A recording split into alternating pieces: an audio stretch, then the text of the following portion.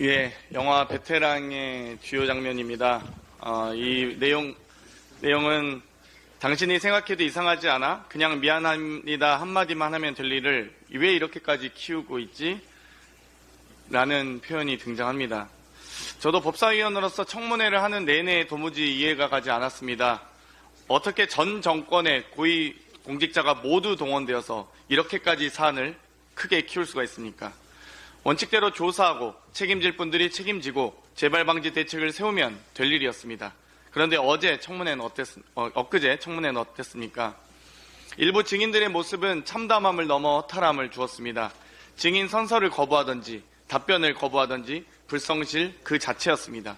공직자로서의 양심은 물론 최소한의 죄책감조차 찾아볼 수 없었습니다.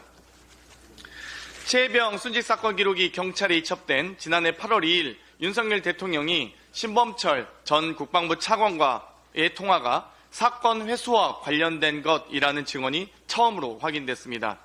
그동안 대통령의 통화 기록이 확인되면서 외압의 정황은 추측되었지만 실제 통화 내용이 사건 회수라는 증언은 이번이 처음입니다.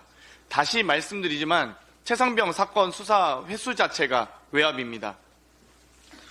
해병대 수사단의 사건 기록 이첩 직후부터 윤석열 대통령은 이종섭 전 국방부 장관과 3회, 임기훈 국방비서관과 1회, 신범철 국방부 차관과 1회 통화를 했습니다. 그리고 적어도 신범철 국방부 차관과의 통화는 사건 회수와 관련된 것임이 밝혀진 것입니다.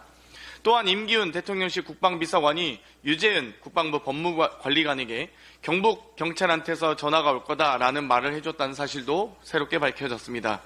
이후 7분 뒤에 유재은 국방부 법무관리관은 경찰청 수사부장에게 전화를 걸었습니다. 그리고 바로 즉시 이첩이 결정됐습니다. 이 통화 전에 윤석열 대통령이 임기훈 국방비서관에게 4분 51초 동안이나 통화했었습니다. 대통령이 직접 전방위적으로 사건 외압을 한 사실이 확인되고 있습니다. 통화가 사실이라면 탄핵 사유입니다. 이제 최혜병 특검법은 누구도 막을 수 없습니다. 국민과 함께 끝까지 최혜병의 억울한 죽음을 밝히겠습니다. 수원지검은 불법 면회에 보석까지 알선했습니까? 쌍방울 주가 조작 사건 핵심 피의자인 안부수 전 아트협회 회장이 쌍방울로부터 주택을 제공받은 이후 기존 진술을 뒤집었다는 증인 매수 의혹에 이어 이를 입증하는 결정적인 증거가 나왔습니다. 2023년 3월 18일 안 전 회장의 딸이 측근 B씨에게 아빠를 만나러 수원지검으로 가고 있다라는 메시지를 보냈고 실제 수원지검에서 아버지를 만나고 건강이 안 좋아서 체중이 13kg나 빠졌으며 쌍방울 김성태 회장을 비롯한 임원진이 아버지와 함께 모여 있었다라는 구체적인 상황이 묘사된 카톡 메시지가 공개됐습니다. 이 메시지엔 쌍방울 임원들의 실명까지 직접 거론되어 신빙성이 매우 높습니다. 구치소가 아닌 검찰청 면회는 엄연한 불법 아닙니까?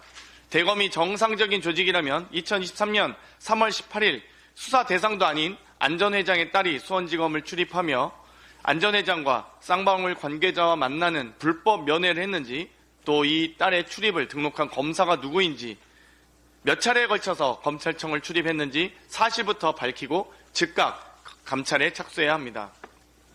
심지어 2023년 2월 17일자 카톡 자료에서는 아빠가 검찰과 보석으로 합의를 봤어 라는 내용까지도 확인할 수 있습니다.